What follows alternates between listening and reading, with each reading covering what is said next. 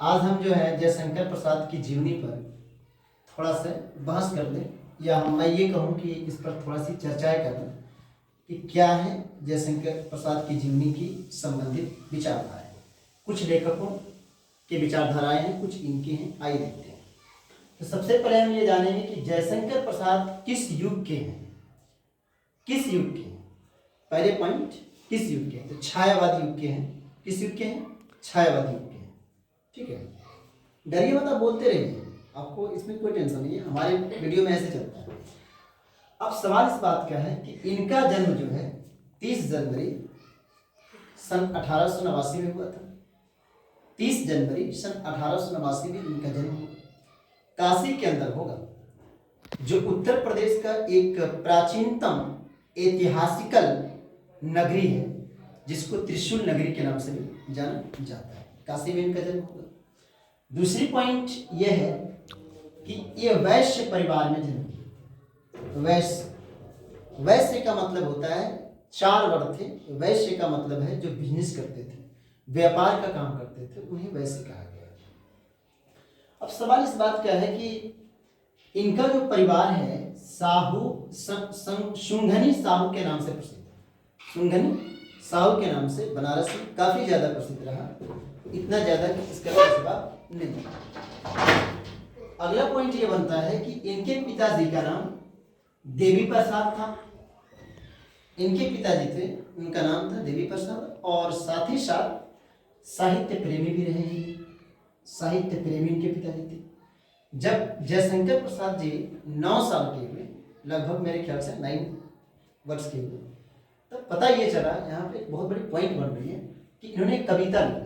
ये पॉइंट आपको याद रखना है जितने भी विद्यार्थी हैं जीवन में, कि 9 साल के अवस्था में इन्होंने कविता लिखी, एक पोयम लिखी। जिस कविता को अपने पिताजी को दिखाया, पिताजी बहुत खुश हुए, उनको आशीष दिया कि बेटा ऐसे कि आज के वक्त तुम बहुत महान कवि हो। और वास्तविकता यही हुआ कि महान कवि बन गए। माता पिता का आशीष लेकर ही घर से निकलिए, ये दुआएं उनके साथ होती हैं तो बच्चे कामयाब होते हैं। दूसरी पॉइंट कि इनके बड़े भाई का नाम शंभुनाथ जी था। 9 वर्ष के बाद इनके पिताजी की मृत्यु हो जाएगी और उनकी माताजी का भी देहांत हो गया। दोनों लोग दुनिया छोड़ देंगे। अब ये भाई और ये सभी बच्चे क्या हो जाएंगे, क्या अनाथ हो जाएंगे। माता पिता के जाने के बाद अनाथ ही कहलाते हैं, या अनाथ हो गए बेचारे। इनकी पढ़ाई जो है बनारस के क्वींस कॉलेज में, इनके बड़े भाई शंभुनाथ जी जो हैं, इनका एडमिशन करवाएंगे। बनारस के बहुत ही अंग्रेजों के द्वारा कॉलेज बनाया गया है, मैंने देखा भी इसको। क्वींस कॉलेज को में इनका एडमिशन होगा, बड़े भाई के द्वारा कराया जाएगा। शंभुनाथ इनके बड़े भाई साहब हैं। फिर 17 साल के जब ये होंगे जयशंकर प्रसाद जी, तभी इनके भाई की मृत्यु हो जाएगी। 17 साल के बाद इनके भाई छोड़ के चले जाएंगे। इनकी उम्र में 17 वर्ष के जब ये होंगे तो इनके भाई इनको छोड़ देंगे। एक सबसे बड़ी मुसीबत यह आ जाएगी कि परिवार जो देखते थे, इनको पढ़ाते थे, अब वो दुनिया छोड़ दी। इन्होंने 3 शादियां की। इनकी 3 शादियां, पहली बीवी मर गई, दूसरी बीवी भी मर गई, तीसरी बीवी भी इनकी मर गई।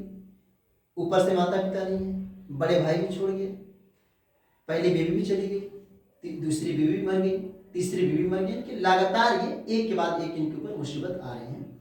ये आपको समझना है कि जीवन में इस लेखक के साथ क्या क्या सौभाग्य है या दुर्भाग्य के लिए, सौभाग्य के लिए, कि नेचर इनसे क्या लेना चाहता है और क्या इनको देना चाहता है। इस कंडीशन में भी एक इतनी अच्छी अच्छी उनकी किताब लिखेंगे कि सोचने वाली बात है। और 47 वर्ष ही इनकी पूरा एज रहेगा। इनके छोटे भाई की भी मृत्यु हो गई। ये बहुत बड़ी दुखित घटना हो गई कि इसके बाद इनके छोटे भाई भी चले गए।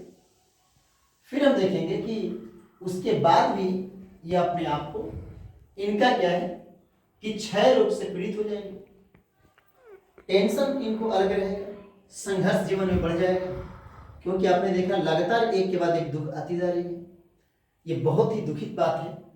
अब इन सब टेंशनों में आने के बाद ये क्षय रोग से ग्रसित हो गए। क्षय यानी कि टीबी रोग इनको हो जाएगा।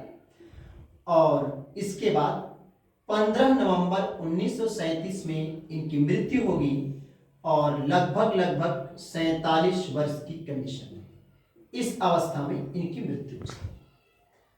अब आइए थोड़ा से और हम कुछ चर्चा करते हैं, आपको बता दें कि इन्होंने स्व अध्याय से, आप लोग पढ़ने जाते हो कॉलेज में, लेकिन स्व अध्याय के जब तक आप सेल्फ स्टडी नहीं करेंगे आप लोग, तो आप सक्सेस नहीं हो सकते।